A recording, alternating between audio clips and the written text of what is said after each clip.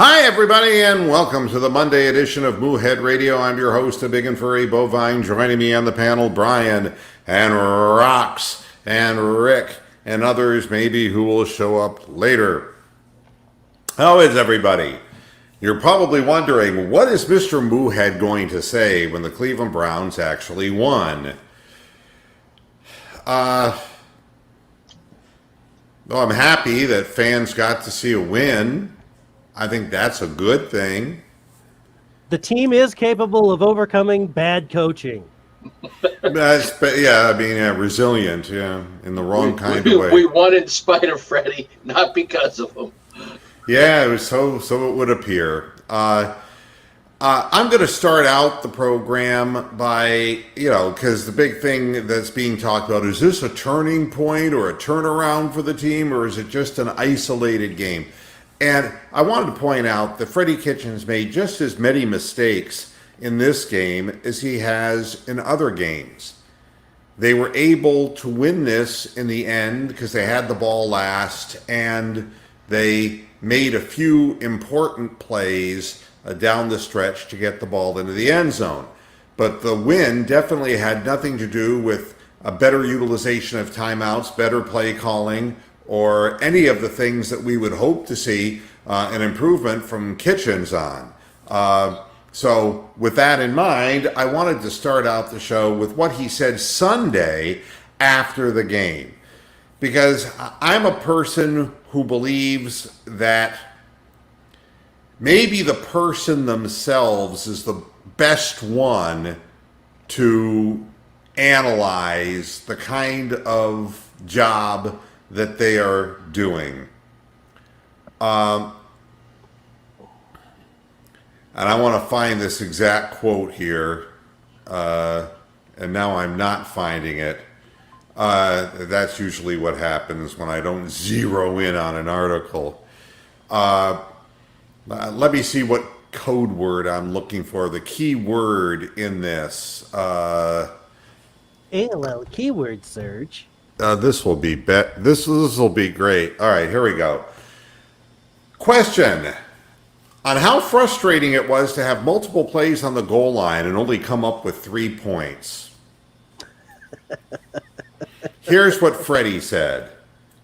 I thought those guys did a good job of overcoming that. If we get down there again, I am running it again. I am going to tell them that tomorrow. They know that. Odell did a good job of getting 2 penalties. He gave us 4 more downs down there, and we were not able to do it. I need to call better plays when we get down there, but I'm telling you right now, we are running the ball when we get down there. Now, I don't understand this.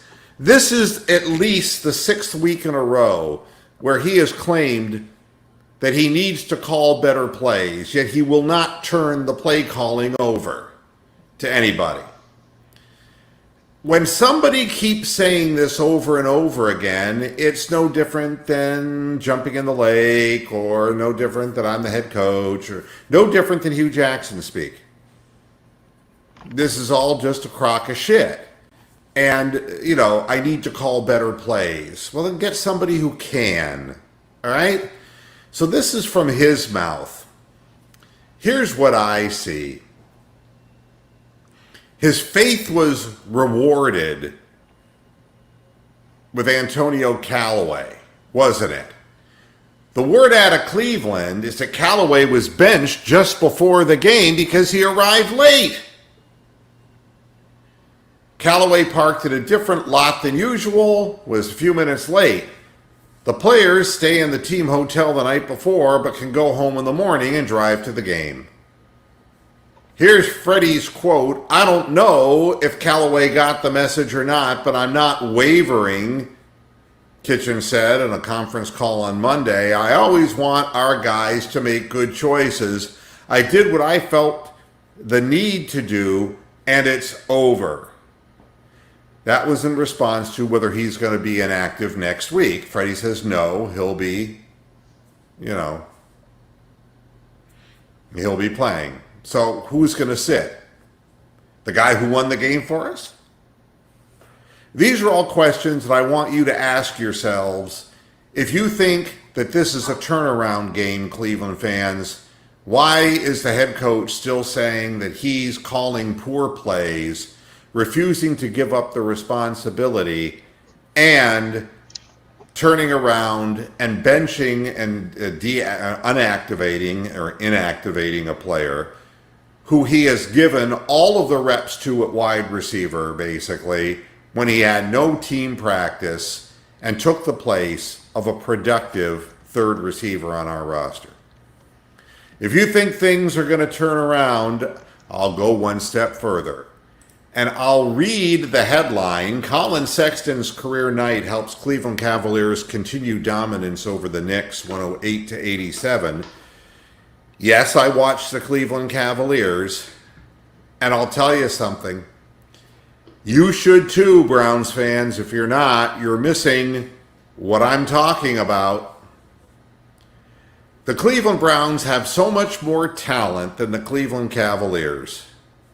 The Cavaliers have Kevin Porter Jr., who's 19, Darius Garland, who's 19.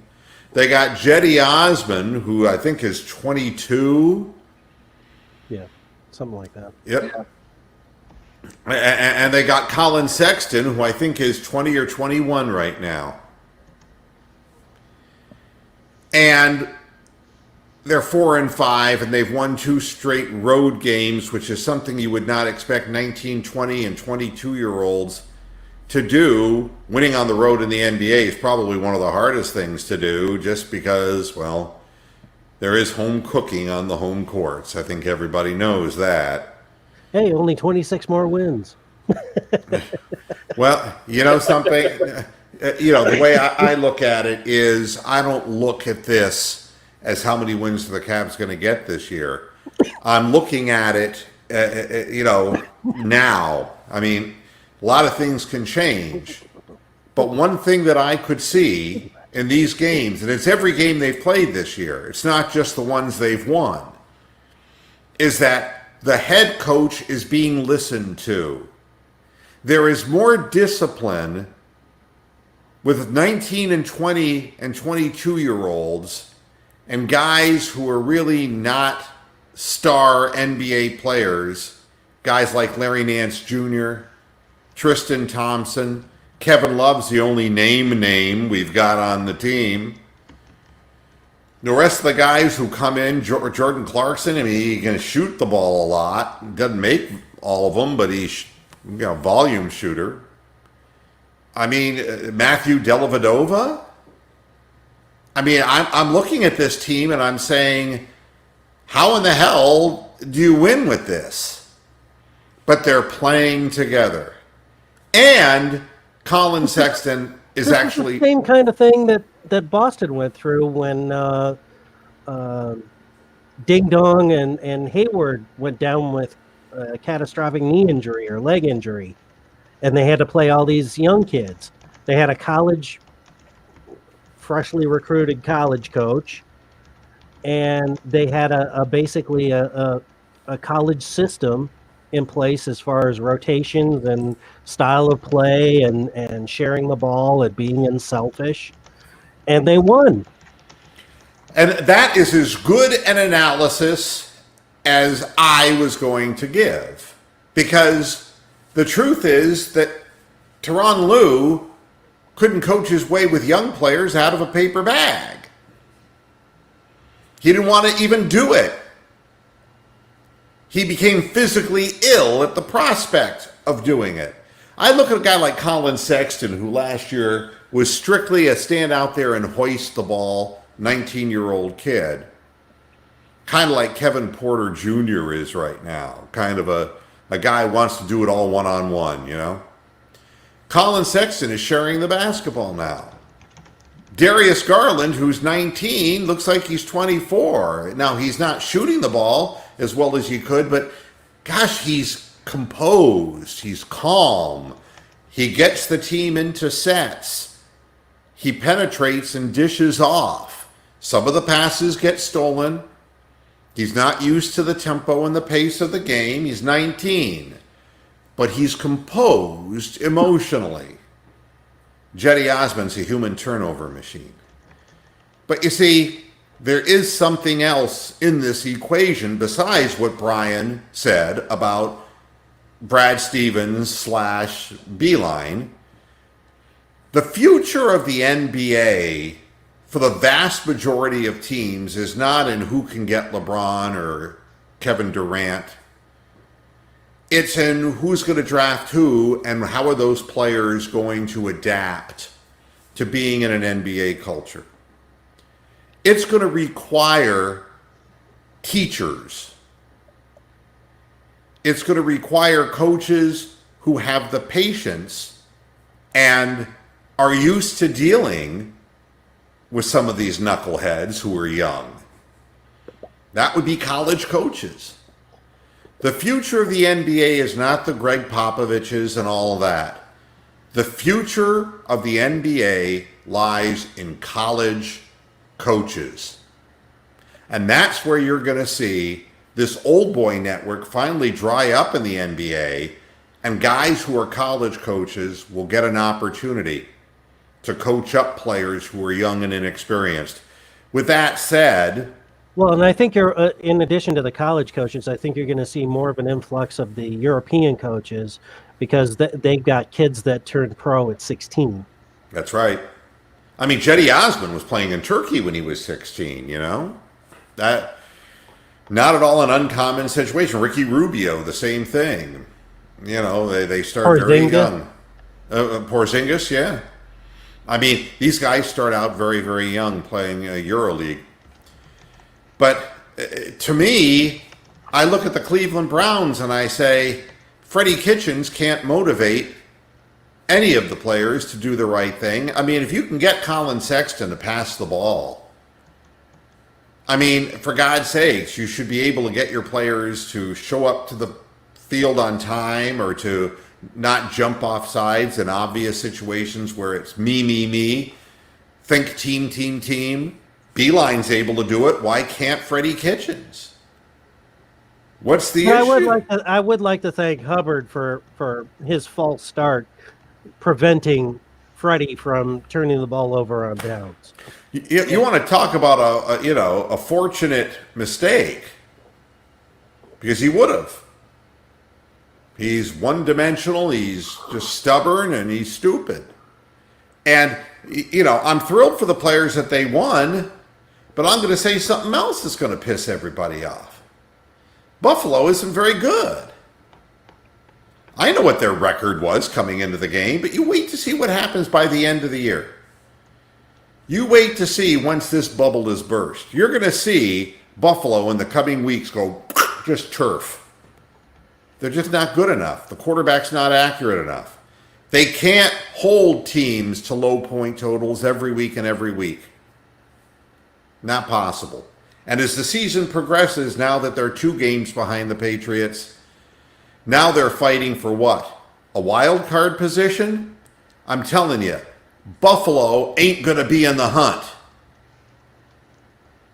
There's a lot of teams stacked in the middle here, folks. The Titans turn around and look what they did. They beat the Chiefs, or they beat the Browns, but look who they lost to in between. There's a lot of teams in this vast 500 bubble in the NFL. Part of it is talent, but a lot of it is lack of scheme, lack of dimension. And Freddie Kitchens falls into the category of a guy who can't motivate players, can't get them ready to play. And if guys are showing late in the middle of the season at a home game, fuck that shit. Antonio Callaway should not be on the field again this year. He hasn't been any good when he's on the field. And he's done nothing but gotten into trouble since they signed him after he swore he wouldn't 3 times. He's like little skinny Josh Gordon, you know? It's, Well, I wanted to get rid of him in the middle of the preseason games, so, what are you going to do? Well, what we're going to do is explain why that's not a turnaround game for the Cleveland Browns. And we got a chance on Thursday. And you want to see how bad a job Freddie Kitchens has done with the talent that he has. Who would have thunk that this coming Thursday is all about us derailing the Steelers' playoff hopes. Can you believe this? Roethlisberger goes down for the whole season. Rudolph the Red-Nosed Reindeer comes out here to play football. Whose stats mirror Josh Allen in the last game, by the way. I pulled up the Rams and Pittsburgh game and the Browns and the Bills. Mike Tomlin is winking at the camera. I don't know if you saw that. Oh yeah, he knew he had that game won. They're playing Steeler ball with defense. Yeah, they are. They get Minkah Fitzpatrick, and he scores on 2 consecutive games. And on CBD, they brought up the fact that Minkah Fitzpatrick has as many touchdowns scored as Jarvis Landry and Odell Beckham Jr. You name it, the Steelers always get it done. And here we are, they're coming into Cleveland, and they're 5-4, and they're really in the middle of the playoff hunt now. They're peaking, they're getting better, and here we are again. Is it really a rivalry? We'll find out Thursday on our home field. But they're going to come out ready to hurt somebody. I guarantee you. And again, they're going to be playing with backup running backs. No, they're saying now that Connor and Foster are likely to return. Connor said he plans to play this week, so didn't know about the other one, though. And you know something? We shit our pants whenever we play them. We shit our pants. And organizations are what make teams. It starts at the top and it filters down. And what you can say for the Steelers is they've overcome the loss of their star quarterback, and the loss of Antonio.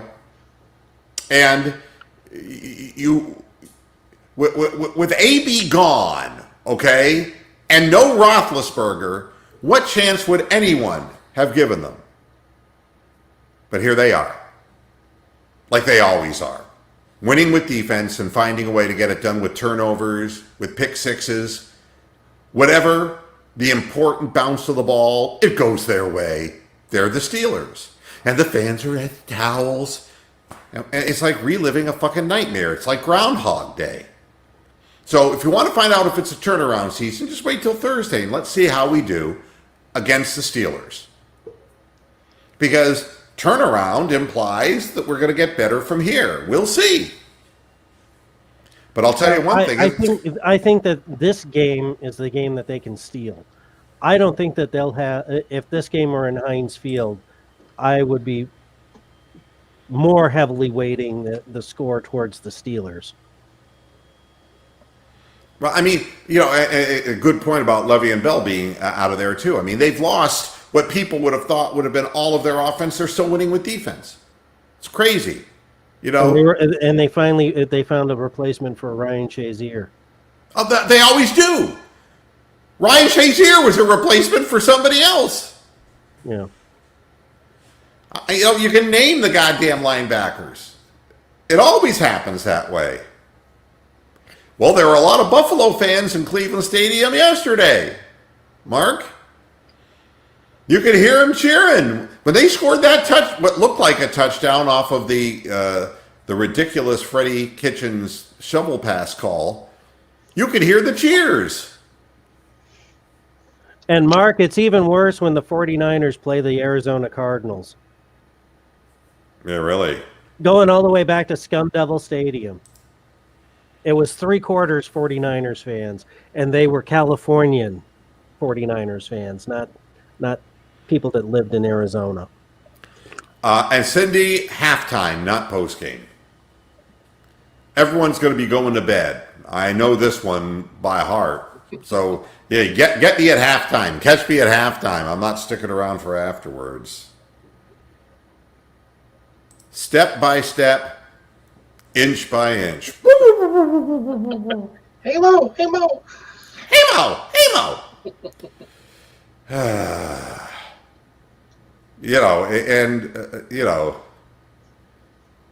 I'm looking at this. Anthony is asking me, will this death wish misery continue to the end of the year? Yeah. He ain't going to win out. He ain't going to win out. And all this talk about, the Browns schedule is the easiest of the league in the back half of the league. It's like, now, wait a minute. You know what they're talking about on ESPN today? Are the Ravens the best team in football right now?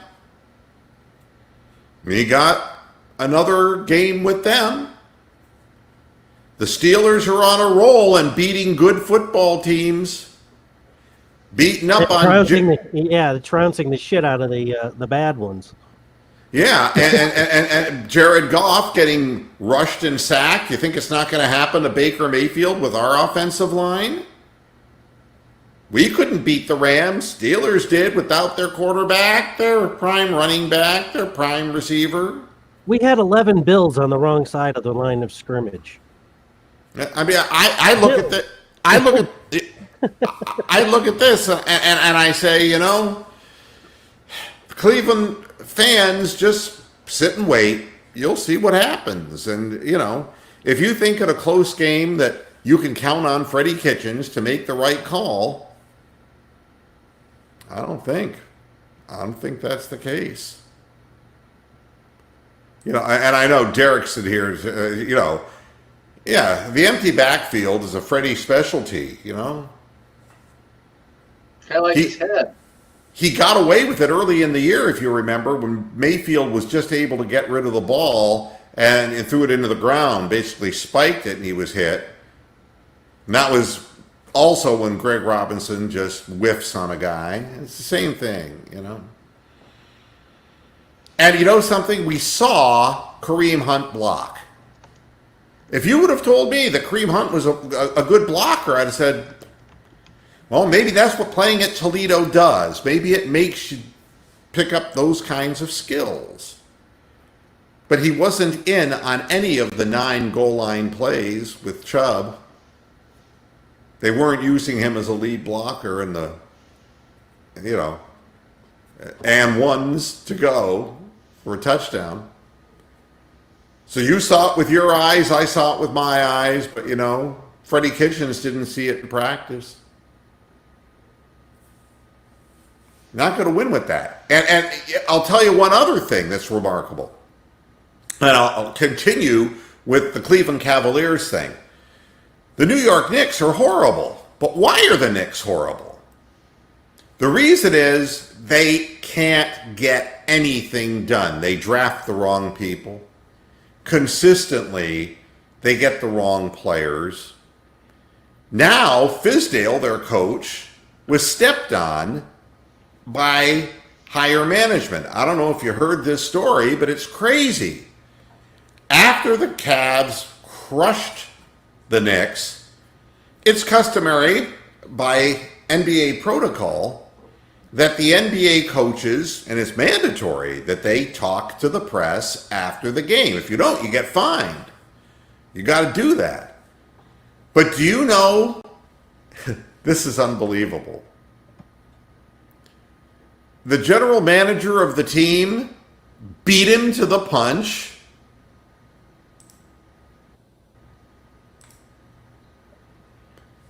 You're not going to believe this story. Steve Mills, the New York Knicks president, has already started to lay internal groundwork for the dismissal of Coach David Fizdale, who's 1 year into a 4-year contract. Does this sound familiar, Cleveland fans? Mills is selling the owner, James Idiot Dolan, on a roster constructed to be highly competitive in the Eastern Conference, leaving Fizdale vulnerable to be fired.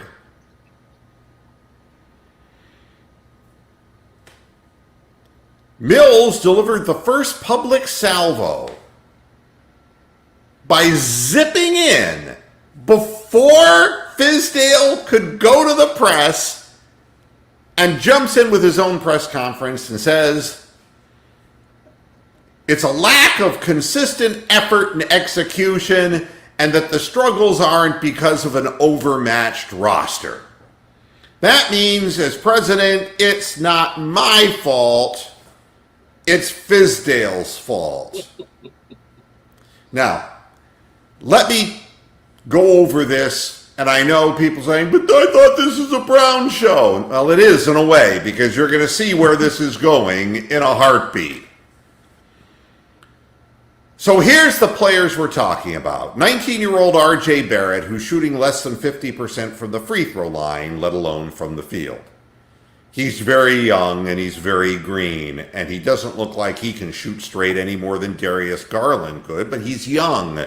The speed of the game, I mean, it's a completely different thing. But then look at what they got on the floor. They got Bobby, I'll punch you in the face, Portis. Bobby Portis couldn't hit the ocean with a stone if he was standing on the beach. He shot an air ball and the entire Madison Square Garden started booing him. Who else they got? Trier. That's their best outside shooter. I don't even know who the fuck he is. Trier. Trier. Not Trier. As in we keep trying, but we keep... They got Mitchell Robinson, who didn't play because he's hurt, but he was a project coming out of college and was a guy who can block shots, but he has no real offensive game. I'm looking at the players on this team and they blow chunks. The roster's awful. Do you want to know how bad the roster is? How bad is it? It's so bad that when the Cavaliers put their bench in, they expanded the lead to 30 points. That's bad. That's as bad can be. Who's on that bench for the Cavaliers? You just don't want to know. And Beeline's Dolan kicked somebody out of this arena again because they started chanting "Fire Dolan." So he had like 6 people escort this one fan right out of this arena. It's like typical Dolan. Dolan, he's one who threw Charles Oakley out. Remember? Yeah. He's a dickwad, and that's my point. You're a redneck.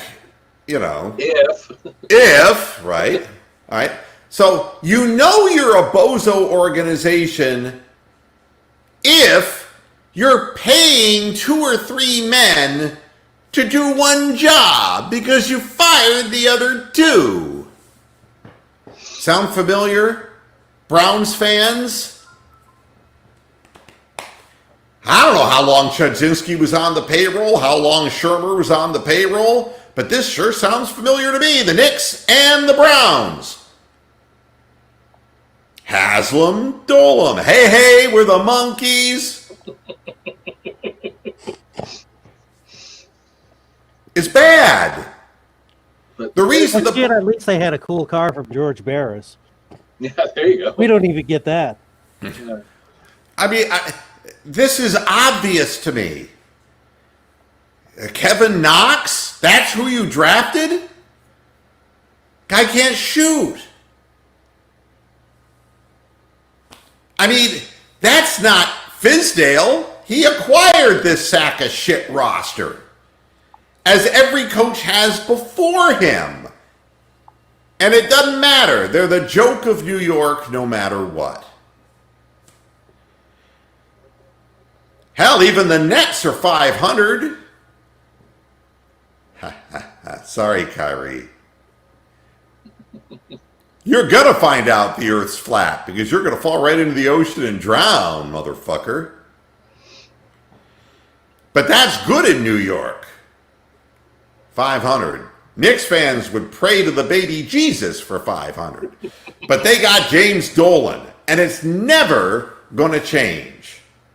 Never going to change until they force him to sell that franchise. And it ain't going to change with the Browns as long as Jimmy Haslam's there.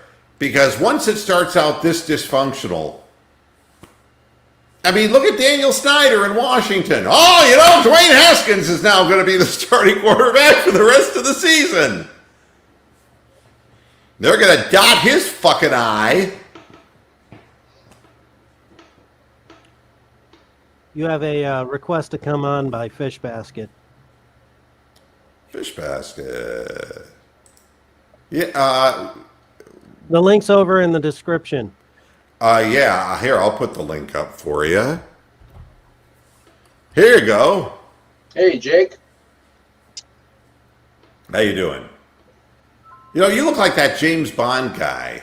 The bad guy. Remember? Donald Pleasance. Yeah, exactly. Dr. No. Isn't that who he was? No, that was the Chinese guy. Oh. Whoever Donald Pleasance was. Or, all you have to do is say hello to Mr. Biggles. That's all you have to do. That's right. Come, Mr. Bigglesworth. Next to me, it's fine. I know, it's great. I wish I had the animal here to sit next to me, but, doesn't always work out that way, Take it the alligator's gone because the door in the back is open, so that's a lot of faith. Yeah, exactly. So, yeah, you're welcome. God damn it, come back and eat me so I don't have to watch Freddie fucking Kitchens anymore. Here, I'll dump barbecue sauce all over myself. I'll make it easy for you. So now what we have in New York is another coach will be hired, and they'll be paying the last two, and this sounds a lot like the Browns. And just like Freddie Kitchens will be fired at the end of the year, and we'll be paying Hugh Jackson and Freddie Kitchens. And it never goes anywhere because the decisions that are being made by the hierarchy are just bad decisions. And for the longest time, we were drafting the wrong players, and it was until Dorsey came around, we were consistently grabbing the wrong players, just like the New York Knicks.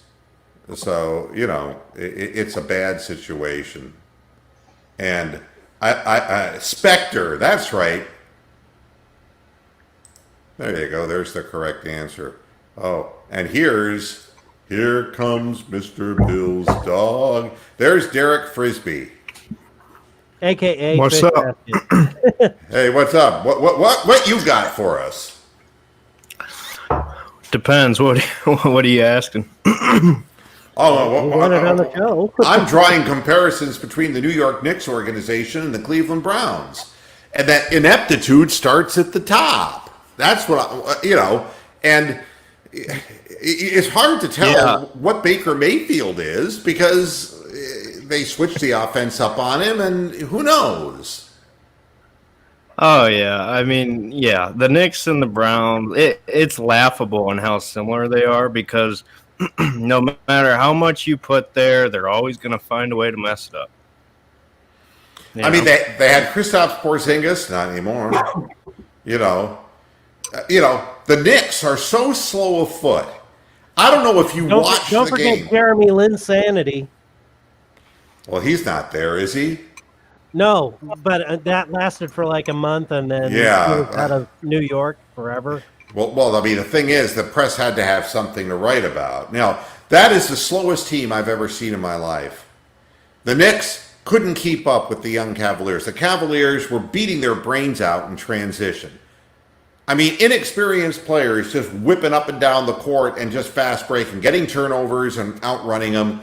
I mean, it was pathetic to watch. The Knicks are a horrible roster. The president of the organization should be gone. The owner should be gone. And I'm saying the same thing about the Cleveland Browns. They underachieve. Even if they get a good break, they underachieve. That's the problem, Browns fans. And until that gets turned around, ask yourself those questions. Just why are the Cavaliers have a better winning percentage than the Cleveland Browns right now? Why? We're going to play the 76ers next, so it'll be 4-6 very shortly. But I don't expect us to win those games. But watch the effort the team gives. They don't quit. Unless they pull a Clippers and start sitting people. Yeah. Load management. Oh, he's got a foot injury, but he really doesn't. By the way, here are the Week 10 defensive grades for the Cleveland Browns y'all might be interested in. Sheldon Richardson, 91.8. Very good. I mean, and he got the strip that we didn't recover. Myles Garrett, 84.7. He did not jump off sides. And got one sack. His obligatory one sack. Yeah. And Devereaux Lawrence to 66.6. Larry Ogunjobi, who at 61, and I didn't think he was very good. Chris Smith. Yeah, what the hell happened to him? I don't know. Chris Smith, and then Chad Thomas, and I could tell he didn't even pass the eye test. I mean, 47.7. He was pathetic out there. Absolutely He couldn't even pass a sobriety test without any drinks in him. Yeah. Maybe you could pass the I test. Ay. So Richardson, Try the pinata test? Come on, boss. Richardson had the highest defensive grade on the team, top grade in run defense too, and he forced the fumble. Garrett, had his second game without a sack. He did not have one sack. He didn't have any, but he did have a team high 6 pressures. And I think they need to change the rule where a guy has his arms around the quarterback, if you're really trying to protect quarterbacks, and you allow him to flick his wrist like this and dump the ball and call that an incomplete pass. I think at the very least you have to be called for grounding when you do that. And at the very least, a sack. Because I've seen this in game after game now, where the quarterbacks go back to throw the defensive linemen, who are not allowed to throw them to the ground or else they get flagged. They wrap them up and they go like this. And one in the game I saw, a different game, switched hands and went like this and just chucked it into the ground. They said incomplete pass. I mean, they got to change that rule because.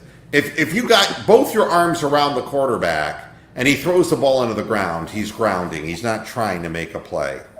Sorry. I think the technicality is if there's a running back in the backfield, anywhere in the backfield, behind the line, it's technically a pass to a receiver, no matter what. And that's the rule that has to be changed because it is being exploited by the already coddled quarterbacks in the league so that they can just throw the ball into the ground. The answer is, if it used to be, is it in the neighborhood of, a wide receiver or a running back? But there's no way that a guy who's out in the flat and the ball's dropped straight down to the ground and chucked into the ground, that guy was not the intended receiver. You got to change the rule because it's a bad rule and it's being exploited. So he did not have a sack, although he really did. And that should have been counted as a sack, but I guess not in this man's army. But at any rate, Garrett had an 80.2 pass rushing grade.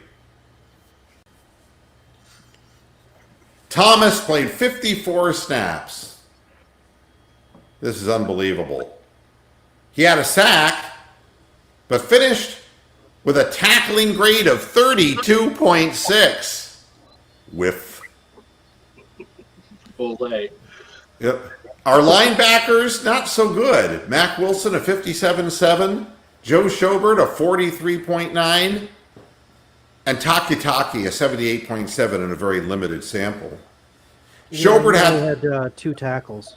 Yeah. I mean, Schobert had the lowest defensive grade on the team. The lowest tackling grade at 27.4. And this is something that haunts him. He finished with just 4 tackles for the second straight week. He's undersized, and is he getting tired? He had 2 complete missed tackles. In coverage, he gave up 4 catches. Wilson had 5 tackles and 1 miss, 4 quarterback pressures, including a hit. Takitaki played 11 snaps. Those were his first non-special teams action of the season, and he finished with 2 tackles. all these things really very well pass the eye test. You know, we talk about these PFF grades, but Denzel Ward at a 78.7, Greedy Williams at a 65.9, and TJ Carey with a 44. This has been going on all year. TJ Carey did not have a good game.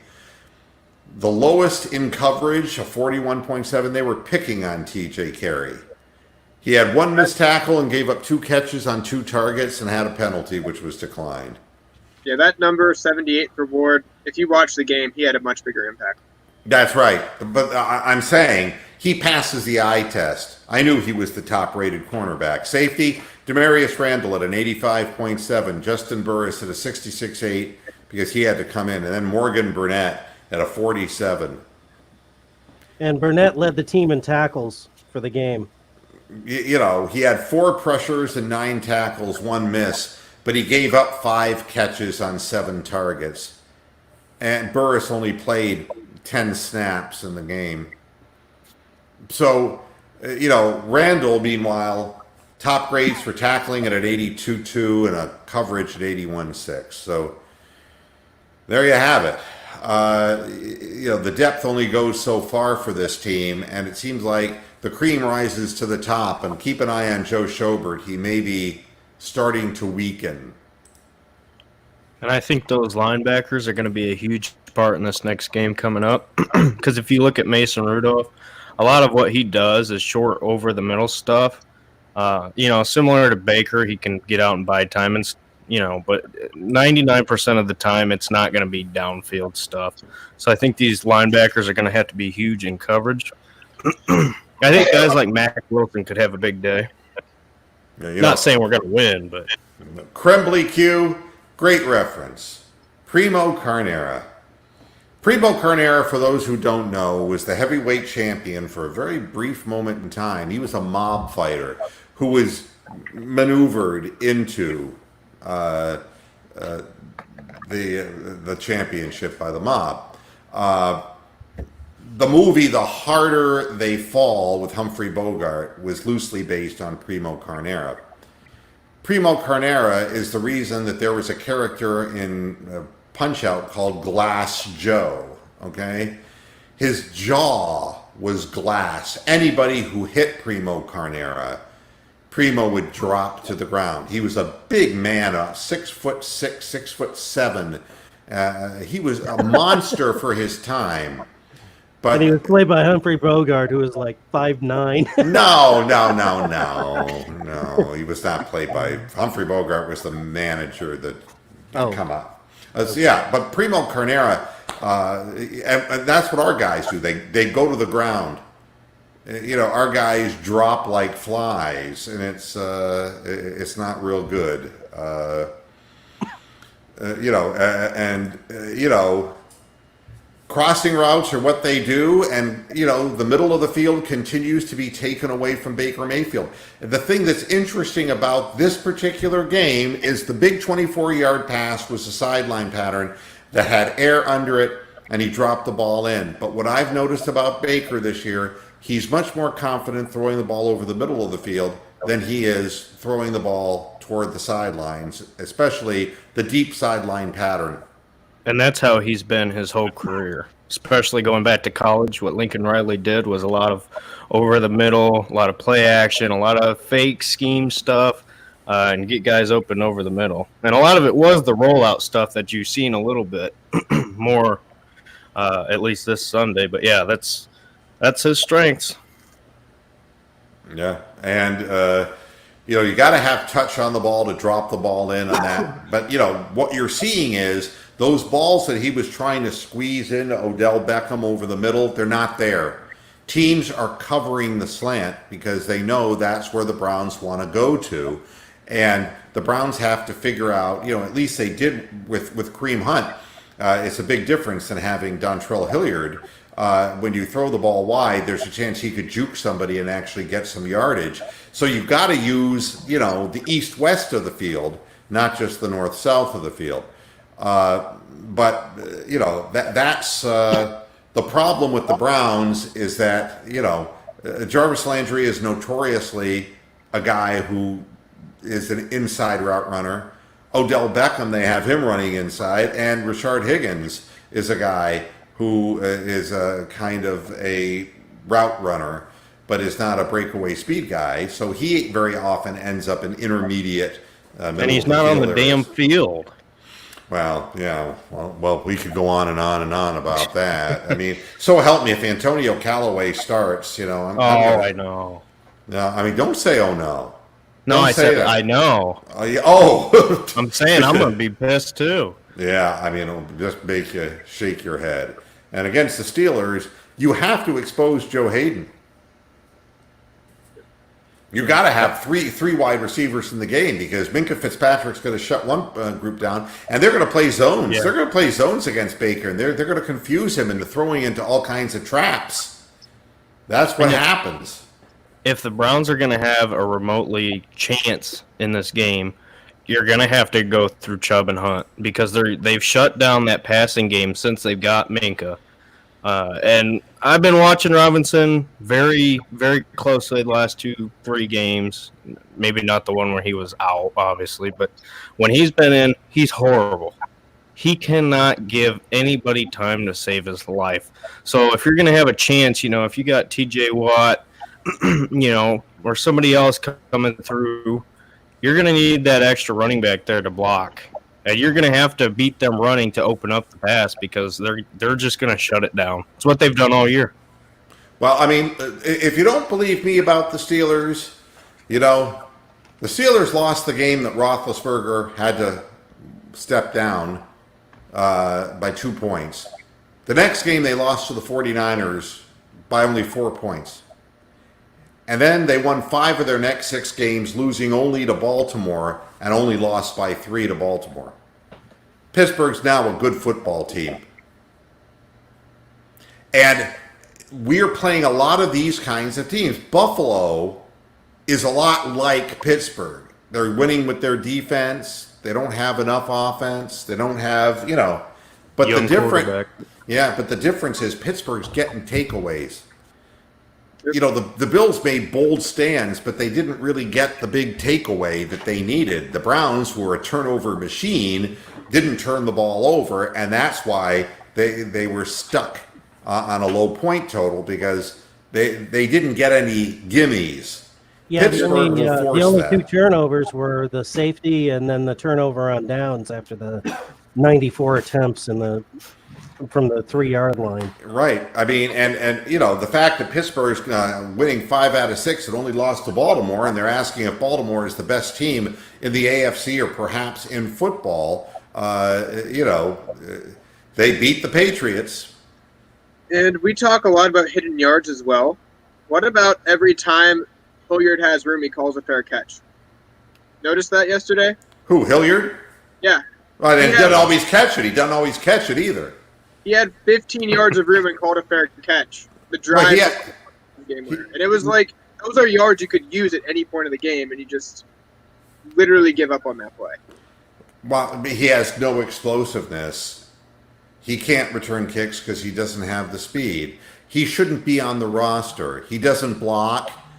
He hasn't caught the ball well, and he doesn't outrun anybody. So why is he even on the roster? I don't get it. Dearness Johnson was probably better. I believe that. I believe that. I put in Hunt's post-game comments on YouTube. Hey, Prefer, can you put Hunt back to return fucking kicks, please? He wants to get on the field. Yeah, I mean, We only got fucking 8 games with him. We might as well get every mile we can out of the kid. as we go into Thursday's game, the Steelers ranked number 5 in defense. They're strong against both the run and the pass. For the 4th straight week, Cleveland faces a defense that does not allow any easy stuff. Inside, outside, with Devin Bush and TJ Watt, they're going to pressure your quarterback, right? But Cameron Hayward, former Buckeye, is the big run stopper who's ranked 3rd at his position, according to PFF. And the son of Craig Ironhead Hayward. Yeah, there you go. 277-pound fullback for the Saints. Oh, well, I remember Ironhead. Boy, he was a beast. Try bringing that thing down. Lived up to his name. And again, Mason Rudolph is kind of like Josh Allen. He's thrown for about 1,100 yards, 10 touchdowns, 4 picks. He's not beating himself. And if you remember that 11 fumbles, yes, for Josh Allen, but he hasn't thrown a pick in over 100 passes, right? Mason Rudolph is completing 66% of his throws. Compare that to 57% by Baker Mayfield, and has a quarterback rating of 94. He's not doing it in a prolific fashion, but he is not hurting his team, and the defense picks him up, gives him field position. He's also not the run threat that Josh Allen is. Right. But one thing the Steelers do, and you got to give them credit for this, being put in the situation they were. At least they were smart enough to know, hey, if we're going to have the best chance to win, we're going to have to put this young kid in an easy situation with short, mid-range throws. Like I said, with over-the-middle stuff. Whereas us, we try to force our young quarterback into doing something completely different, which he never even hardly did before. No. It's coaching. And we talked about bozo organizations. You got the Redskins now naming Haskins the starting quarterback for the rest of the season. And, I've watched Haskins play, and when they benched him, he was turning the ball over and throwing too many interceptions because he really wanted to be vertical, and he was making bad decisions. So they tried to, and what they're going to do is they're going to try to turn him down into check down Charlie, right? That's what they're going to do to Haskins. They got to get him that's not what he's good Campbell at. and the other guy. No, he's not. He's more of a big play quarterback, and he's going to make mistakes. But for that team, they're going to mess with whatever he is. And they're going to ruin him. To be honest, I'm not sure that he is an NFL talent. I mean, Cardale Jones came from the same program, and to be honest with you, I mean, you can look really good playing at that level, but when you get into the NFL, a lot of it, Cardale wasn't serious about his conditioning or anything, seemingly. And Haskins had time.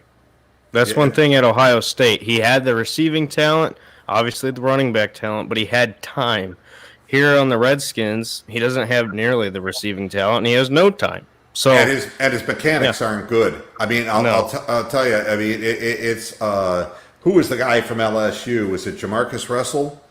Yeah. You can have a big arm in college and just go nowhere in the pros because if your mechanics aren't right, you're not going to be able to make the throws with the narrow windows, the tight windows that you're trying to throw through. And it's not that I have anything against Haskins. Well, we have the mentality of an 8-year-old. That never helps either. No, it's kind of a drawback there. Yeah, I mean, the thing is, he's 27 of 44 in the games he's played, Haskins, for 284 yards, but he has not thrown a touchdown, and he's thrown 4 picks. So, I mean, this is the kind of thing that you're going to take bumps and bruises, but he looked an awful lot like Deshaun Kaiser on the field to me because he was trying to make throws that he was able to make in college because the separation between wide receivers and secondary guys is tremendous, and it's just not there in the NFL. I wish him all the luck, but talking about the wrong organization, it's a quarterback killing organization there in Washington. I want to go ahead, Jake. Another major issue, we talked about the defense going rogue. The most disciplined line in the NFL is probably the Steelers' O-line, so they're going to tear up that defensive line in the run game if the defensive line is not consistent and disciplined. Big holes are going to open up if they do not stay disciplined. And is Vernon going to play? Do we know? Who? Olivier Vernon. I don't know yet. All right. I want to get Tony the Calf in here for a reason. So, Rox, I'm going to bounce you for a minute here. Oh, I guess she bounced herself.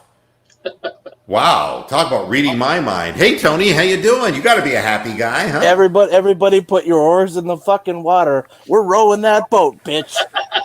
Good for you. We're coming for you, Ohio State. Watch the fuck out. You know something? Shut the hell up. Yeah, but let's not. Championship game frisbee. Let's fucking go, baby. It is okay. It isn't.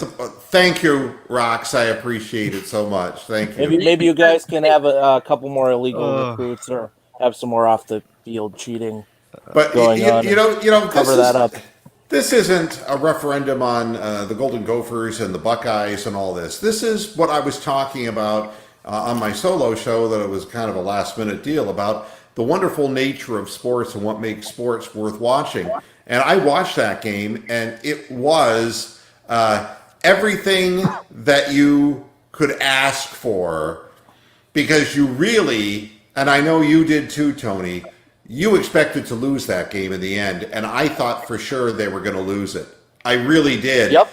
They were ahead from the get-go, and Penn State was going to come in at the end and get that final touchdown.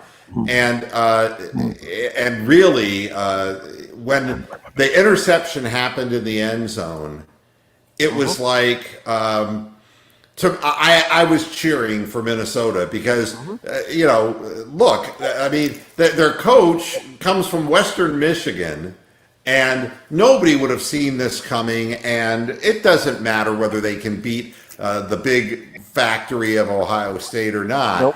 The fact of the matter is that they should be in the top 5. Yeah, and I agree. This is the argument that I've had about Boise State in the past. If you don't take the Minnesota program, now that Minnesota still got games to play, so I mean they could just as easily shit the bed after winning this big game. You don't know that, but right now, at this moment in time, they should be in the top 5. If they finished out the season this way, they should be in the playoffs. They should, and just so that it's somebody different. And again, Alabama's gone. I mean, they lost. Fuck Saban. Fuck Alabama. I'm so tired of the same schools over and over again. This is a great story, and I would love to see them finish the season undefeated, so that again, somebody who's an undefeated team will get cheated playing in the ultimate, Final Four. I think it's going to be. I think it's. Oh, sorry, Derek. Go ahead. Go ahead, Tony. I'll go after you. No, I was going to say I think it's going to be difficult. If the Gophers do end up finishing the season, and say it's not going to happen, but say we do, maybe we don't play Ohio State. Maybe we play Penn State again. Maybe Ohio State slips up against Penn State. But if we win the Big Ten championship and do not go to the Final Four, the playoffs, then you're going to see some serious investigation on corruption and money laundering of the college football playoffs. But I mean, Jake brings up a great point. That UCF was the true champ 2 years ago, and I absolutely agree with that. And I don't know how many teams you have to beat to get this shit done. I mean, they're going to be, if Minnesota does it, you're going to be looking at turning down at a top 4 large conference winner who's undefeated for Alabama. Signal the corruption scheme investigations. Yeah, and look, so that people don't think that I'm just an Ohio hater. I mean, Ohio State is a legitimate number 1. They've played really good football, and they've beat up on people consistently, and that's as it should be. But when you lose a game, you're gone. To me, you reward teams who are undefeated, and I know there's all this, who did they play? Well, Penn State is a good football team. I don't think anybody's going to tell you that the quarterback that they have at Penn State is particularly a great quarterback, but they traditionally haven't had that in recent years since Franklin took over, and they've kind of won, by moving the ball and having a high percentage kind of offense. Yeah, go ahead.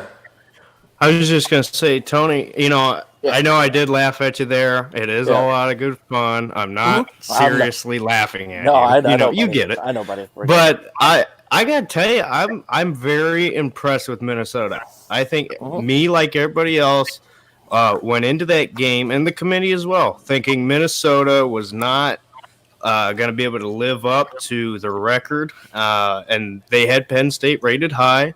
I thought that was going to be a game where Penn State could pull it out by at least a touchdown and a field goal or 2 touchdowns, that 2-score type game. I think you were going to be able to put up a fight. But not only did you put up a fight, you proved that you are that good of a team. And I think, just like what Moose said, I don't know necessarily will you be in the top 5. I'm not saying you shouldn't deserve to be there. But I do think the committee has to look at this and say, hey, we were super high on Penn State. Why are we so high on Penn State? Well, they did X, Y, and Z. Minnesota has done that as well. And I think, you got Wisconsin left on your schedule. All you got to do is win out, get into the Big Ten championship. And if you can put a fight to Ohio State, and I'm not saying this as a Buckeye fan, I'm saying if you can find a way to win, you definitely have a case, because an undefeated Big Ten champ winning over Ohio State, who they got at number 1 right now as of now, you earned your spot. And I think it's going to be interesting. I want to bring up what I think is a salient point here.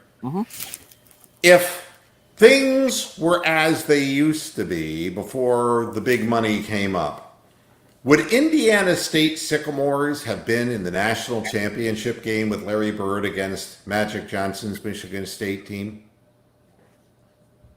They were undefeated, weren't they? And you could have made the same argument. Ooh, they beat Bradley. Who did they play? I remember the whole story. But they beat everybody in the tournament, and they got to that final game. And they got the opportunity for that school in Terre Haute, Indiana, to have a chance to play. Now, damn it, fair is fair. That's the way you run your sport. And to me, if there's no reward for the Indiana States of the world, if there's no reward for the Minnesota Golden Gophers, who have been really a doormat in the Big Ten. We haven't been in the top 10 in 57 years until this week. A doormat. I mean, if bringing in, PJ Fleck, is that his name? Yes. Yeah, PJ Fleck. I mean, and boy, he's just all excited and revved up, and this is the greatest opportunity in the world for him. He's out of Western Michigan, and he's into a Big Ten school, and he's turning the program around. And if there's no reward for this, then what's the point? But he did do the same thing with Western Michigan. Yeah, they were beating some good teams. They got to the Sugar Bowl that year. Here's the thing: even if Minnesota does lose to Ohio State in the Big Ten title, y'all should at least get a very good bowl game, at least against some contender. I mean, you could match. Now, if we win out and we lose to Ohio State, we would be in the Rose Bowl, because the Rose Bowl is the top Big Ten team. If that doesn't make the playoffs, the fact of the matter is, you can say, oh, you got a good bowl game and all this, but nobody cares anymore because they've put all this into the national championship thing. I mean, there are so many bowl games. There's the I gotta wash my scrotum bowl. I mean, there are meaningless sponsored bowl games that don't mean anything. Hey, I watch the famous Idaho Potato Bowl every year. Yeah, who would play in the MooheadRadio.com Bowl? Yes. I mean, that's we'll take over the point setup. The teams with the most ACL tears. It's so to me, it's I want to see a true underdog get a chance. I mean, if you believe in Rocky Balboa, if you believe in Buster Douglas and Mike Tyson, if you believe in anything that's ever happened of the USA against the Russians in 1980 in hockey and the Olympics, if you have a heart that beats in your chest, that's what you want to see. And what's the worst thing that can happen? Oh, well, the people in Alabama are going to say, we're going to give Ohio State a better game than that, or whatever the fuck. I mean, yeah, you're there every year. Fuck you. Right. And here's the Well, it's like this headline. College basketball. Kentucky and Duke move up to the top spots in the AP poll. Need I say more? Need I say more? So it's all just. And now you know why I call them puke. Yeah, it to me is lame. Well, I got to get out of here. Tony, I felt really good for you, though, because you were asking just a matter of weeks ago, why do I follow Minnesota sports? And now you got an answer, you see, and and you'll never know until it's like watching LeBron win the championship and bringing the championship to Cleveland, and 1.5 million people show up to downtown Cleveland. You'll never know until that happens for you, and it is a remarkable feeling. And you got a taste of it, and I was happy for you because I was cheering for Minnesota the whole way. And I can never cheer for Penn State after the whole Paterno thing, and I know Franklin had nothing to do with that, but I can't get into it. And I'm really tired of Ohio State, and they're doing great this year. Don't get me wrong. Tired of the same teams, Clemson, and thank God Georgia lost. I mean, it's like enough is enough. You got LSU here, who at least that's a great story. Bringing the quarterback in, who was a big-time high school quarterback who chose LSU, and a great opportunity there. And boy, who is the head coach for LSU? Do we have his name? Ed Oregon. Ogeron. Ogeron or whatever. What is his background?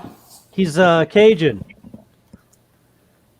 No. I don't mean his origin. I mean what jobs has he held prior to this? So he was the interim coach at USC at one point, I think. Yep. He was originally the linebackers coach at Nicholls State.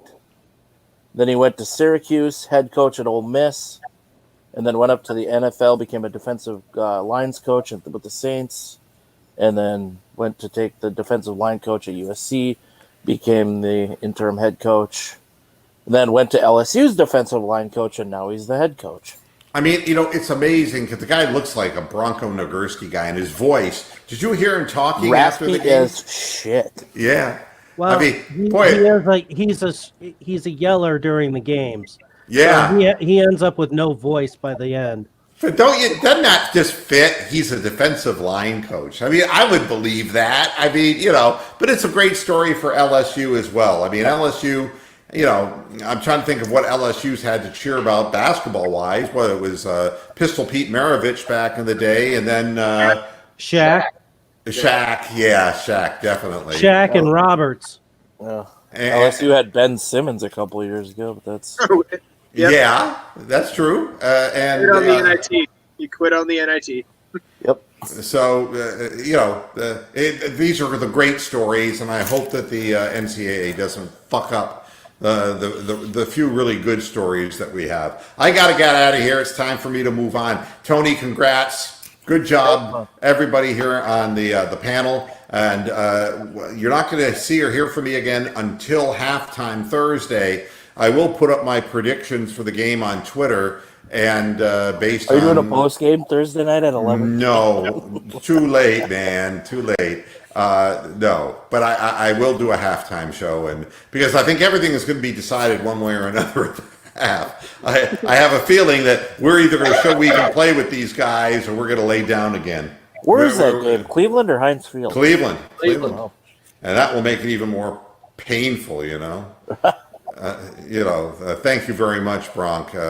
Nothing quite like a Lauren Bacall reference. We had a Humphrey Bogart reference earlier, so why not, Lauren Bacall. Yeah. So, everybody, thanks for tuning in. I'll be back again Thursday at the half. Until then, hasta la vista, Pasture Heads. Good night.